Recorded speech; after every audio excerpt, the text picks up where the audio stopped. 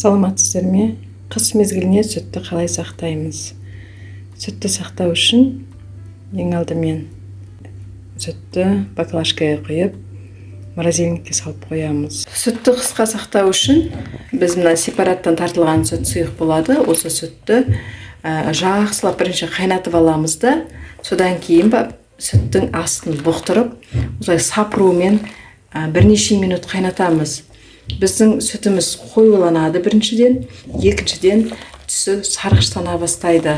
Сол кезде біз оны жайпақ табақтарға құйып, сүтті әбден суытамыз.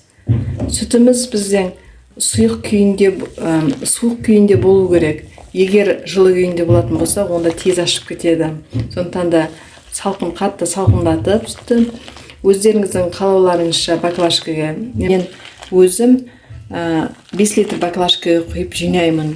1 литр, 1,5 литр баклажкаларға құйып жинауға болады.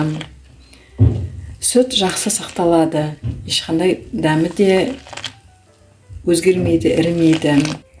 Менің каналыма тіркеліп, лайк басып, комментария жазып кетіңіздер. Рахмет сіздерге.